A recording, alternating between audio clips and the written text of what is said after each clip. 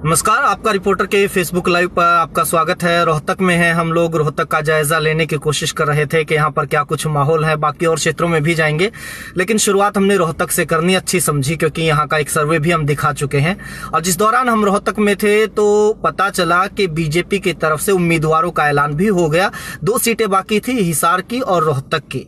दोनों ही सीटों के ऊपर जो उम्मीदवारों का ऐलान हुआ है, अरविंद शर्मा को रोहतक से उम्मीदवार बनाया गया है और साथ ही चौधरी बीरेंद्र सिंह के बेटे, केंद्रीय मंत्री चौधरी बीरेंद्र सिंह के बेटे बृजेंद्र सिंह को हिसार से उम्मीदवार बनाया गया है बीजेपी की तरफ से। कितनी दावेदारी पेश कर पाएंगे और क्या कुछ उलटफेर करने का मादा रखते हैं दोनों उम्मीदवार, इस बारे में चर्चा करने के लिए वरिष्ठ पत्रकार और लेखक अनिल आर्य हमारे साथ मौजूद है। अनिल आर्य जी, किस तरह से देखते हैं 2 बड़े जिनका इंतजार किया जा रहा था, नामों का ऐलान हो गया है, दोनों टिकटों का ऐलान हो गया है। महेंद्र जी, रोहतक में मुकाबला काफी दिलचस्प हो गया है, क्योंकि यहाँ पे अरविंद शर्मा चुनाव लड़ रहे हैं। अरविंद शर्मा पहले भी यहाँ से चुनाव लड़ चुके हैं और वो चुनाव वो था जिसमें भूपेंद्र सिंह हुड्डा को हार मिली थी। खैर, दीपेंद्र हुड्डा और उस चुनाव में इस चुनाव में बहुत फर्क है। उसके बाद भूपेंद्र हुड्डा जो है 10 साल तक यहाँ मुख्यमंत्री रह चुके हैं और दीपेंद्र हुड्डा लगातार 3 बार जीत चुके हैं। अब की बार भी खूब अच्छी, जैसे सर्वे में भी हमने दिखाया था कि 53% लोगों ने पसंद किया था। जब किसी भी कैंडिडेट को 53% वोट मिलते हैं तो उससे जो अगला कैंडिडेट होता है उसकी वोट हमेशा 30% से नीचे रहती है। मेरा ऐसा निजी अनुभव रहा है। तो यहाँ मुकाबला काफी दिलचस्प होगा और देखने वाली बात होगी कि किन किन कॉन्स्टिट्यूंसीज में, मुझे लगता है 3-4 कॉन्स्टिट्यूंसीज में दीपेंद्र को अच्छी वोटें मिलेंगी, तो 2-3 कॉन्स्टिट्यूंसीज में उन्हें हार भी हो सकती है उनकी। हिसार के अंदर बहुत पहले अरविंद शर्मा आए हैं, तो बीजेपी को कहां कहां फायदा हो सकता है? बीजेपी की रणनीति रही होगी कुछ ना कुछ, ऐसे ही उनको टिकट नहीं दे दिया गया है। महेंद्र जी, अगर अरविंद शर्मा की निजी बात करें तो उन्हें बहुत बड़ा नुकसान इस बात का होने वाला है कि उन्होंने लगातार कई पार्टियां चेंज की हैं। मुझे याद है कि वो सोनीपत से निर्दलीय MP रहे हैं। उसके बाद में उन्होंने NCP की टिकट पर रोहतक से चुनाव लड़ा। उसके बाद में वो कांग्रेस में चले गए, उसके बाद BSP में चले गए, उसके बाद में फिर से कांग्रेस में आने की उनकी चर्चाएं रही, कई नेताओं के साथ उनकी मुलाकात रही और फिर से बीजेपी में आ गए। जब बीजेपी ने उन्हें करनाल से टिकट नहीं दिया तो दोबारा वो सक्रिय नजर आते थे, कयास लगाए जा रहे थे कि वो दोबारा कांग्रेस ज्वाइन कर सकते हैं। लेकिन अब बीजेपी ने उन्हें फाइनली टिकट दे दिया है यहाँ से, रोहतक से। लेकिन रोहतक में वो बहुत ज्यादा सक्रिय नहीं है, नहीं बहुत ज्यादा इसमें नजर आए हैं, वो एक्टिव नहीं है। वो करनाल में ही ज्यादा एक्टिव नजर आते थे और उनका इंटरेस्ट भी करनाल में ही ज्यादा था। तो एक प्रकार से ये कहेंगे कि रोहतक के ऊपर अरविंद शर्मा को थोपा गया है। जबकि दूसरी तरफ जो दीपेंद्र हुड्डा है वो कंटिन्यू एक्टिव रहे हैं और उन्होंने कोसली में तो बहुत ध्यान दिया है। कोसली में उन्होंने बहुत सारा काम भी किया है, डेवलपमेंट का बहुत सारा उन्होंने खुद जाके काम किया है उस इलाके में जहां वो सबसे ज्यादा कमजोर नजर आते थे लास्ट टाइम भी। एक चीज है सर, जो बीजेपी के उम्मीदवारों को वोट मिलेंगे वो सिर्फ निजी वोट नहीं होंगे, मोदी के नाम पर वोट मांगेंगे वो लोग। यहाँ 2 बातें हैं महेंद्र जी। यहाँ मोदी के लिए निचली और ऊपरली सरकार 2 काम कर रही है यहाँ पे। अगर यहाँ मोदी का प्रभाव है तो भूपेंद्र सिंह हुड्डा का भी प्रभाव है इस इलाके में। हमने सर्वे में कई लोगों से पूछा था कि हमें यहाँ जो है संसद के तौर पे तो दीपेंद्र चाहिए, लेकिन हमें प्राइम मिनिस्टर जो है मोदी पसंद है। तो दोनों में फर्क है। यहाँ दीपेंद्र हुड्डा काफी मजबूत स्थिति में है और देखने वाली बात होगी कि बीजेपी यहाँ किस तरह का चुनाव लड़ती है, किस माहौल में यहाँ के वोटिंग होता है, किस स्ट्रीम में इलेक्शन जाता है। अगर इसी स्ट्रीम में इलेक्शन राजी में आज है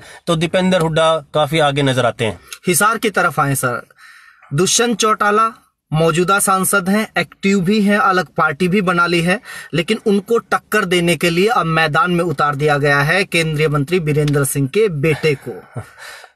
वीरेंद्र सिंह को पहले बीजेपी, कुछ सुनने में ऐसा आया था कि बीजेपी खुद वीरेंद्र सिंह को रोहतक से चुनाव लड़वाना चाहती थी दीपेंद्र हुड्डा के खिलाफ, लेकिन कोई ऐसी बात रही होगी कि वो यहाँ नहीं चुनाव उन्होंने लड़ा। अब उन्होंने खुद भी राजनीति से संन्यास लेने की बात की है। कोई चिट्ठी उन्होंने बताई है कि चिट्ठी लिखी उन्होंने प्राइम मिनिस्टर को, तब उनके बेटे की टिकट वहां से फाइनल हुई है। वो भी काफी मजबूत उम्मीदवार वहां से हो सकते हैं, लेकिन दुष्यंत चौटाला वहां बहुत ही मजबूत नजर आते हैं। और तीसरी वहां पर जो सबसे बड़ी बात है वो कुलदीप बिश्नोई। अगर कुलदीप खुद मैदान में आते हैं तो कुलदीप भी बहुत मजबूत होंगे। अगर भव्य बिश्नोई वहां पर मैदान में आते हैं तो भव्य इतने मजबूत नहीं रहेंगे। फिर यहाँ मुकाबला जो है दुष्यंत, बृजेंद्र सिंह और भव्य बिश्नोई में कांटे का होगा। उसमें मुझे लगता है कि दुष्यंत को एज ज्यादा है। दुष्यंत जो है यहाँ पर एक्टिव रहे हैं और एक बड़ी बात यह है कि उनकी मदर जो नैना चौटाला है वो बहुत एक्टिव है यहाँ पर, खासकर महिला महिलाओं के बीच में चुनरी चौपाल के द्वारा मैं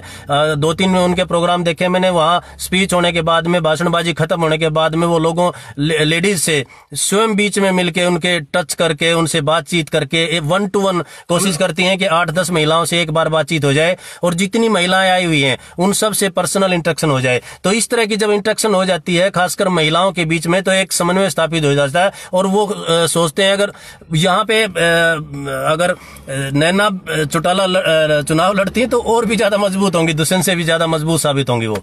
अच्छा, नैना चौटाला कर, लेकिन मोदी फैक्टर सर, फिर मेरा सवाल वही रहेगा क्योंकि मोदी फैक्टर मेरा जो निजी तौर पे मानना है हर जगह काम करेगा, हिसार में क्या काम नहीं करेगा? देखिए, लोकल चौधर जो है रोहतक में भी और हिसार में भी, खासकर मैं हरियाणा की इन 2 सीटों के ऊपर बात करूंगा। भिवानी में चौधरी बंसीलाल जब जिंदा थे तो भिवानी में भी वही फैक्टर काम करता था। उस चीज का फायदा भजनलाल परिवार को भी होता है, भूपेंद्र हुड्डा परिवार को भी होता है और देवीलाल परिवार को भी होता है। ये फैक्टर भी वहां काम करेगा। आप 2014 का इलेक्शन देखेंगे तो देखेंगे कि 6 कॉन्स्टिट्यूंसीज में कुलदीप जीतने के बावजूद भी हार गए थे। 3 कॉन्स्टिट्यूंसीज में केवल जीते थे, लेकिन हैवी मार्जिन से जीते थे। अब की बार भी ऐसा ही होने जा रहा है। उचाना से ब्रिजेंद्र सिंह को काफी वोटें मिलेंगी। हिसार में जो है इनको कुलदीप को, हिसार और आदमपुर में कुलदीप को ज्यादा वोटें मिलेंगी। तो कुछ कॉन्स्टिट्यूंसीज में नैना चौटाला या दुष्यंत या जसपा को काफी वोटें मिलेंगी। जी, तो मतलब ये यहाँ पे मतलब दिलचस्प मुकाबला होने वाला है। हालांकि ये अभी का विश्लेषण है, टिकटॉक का जब ऐलान हुआ है ये अभी का विश्लेषण है। बहुत कुछ निर्भर करेगा कि पार्टियां किस तरह से चुनाव लड़ती हैं, किस तरह की रणनीति आगे बनाती हैं, मुद्दे किस तरह के लोगों के बीच में लेकर जाते हैं, किन किन सीटों के ऊपर खुद प्राइम मिनिस्टर जो है प्रचार के लिए आते हैं, किस और लोगों इलेक्शन को कौन सी पार्टी किस दिशा में धकेलने का काम करेगी। क्योंकि जब भी वोटिंग जब नजदीक आती है महेंद्र जी, जब 2-3 दिन रह जाते हैं तो वहां गोल पोस्ट ही चेंज कर दिए जाते हैं। मामला जो है वो आमने सामने का नहीं होता, वो गोल साइड में ही कर दिया जाता है। ऐसे मुद्दों के ऊपर वोटिंग होती है जिससे लोगों का ध्यान भटकाया जा सके। तो आज हमारी रिसर्च टीम जो है बताती रहेगी आपको कि कौन आगे है, किसका क्या हो सकता है और कौन किस दिशा में इलेक्शन को लेके जा रहे हैं। लेकिन फिलहाल जो मुकाबला है वो इन्हीं के बीच में नजर आता है। जी, आप लोगों का बहुत बहुत शुक्रिया हमारे साथ जुड़ने के लिए। अगर जानकारी अच्छी लगी तो वीडियो को शेयर कीजिएगा, फेसबुक पेज को लाइक कीजिएगा, यूट्यूब पर भी देखिएगा, वहां पर भी चैनल को जरूर सब्सक्राइब कीजिएगा। ये भी एक अपील अक्सर करनी पड़ती है। Thank you.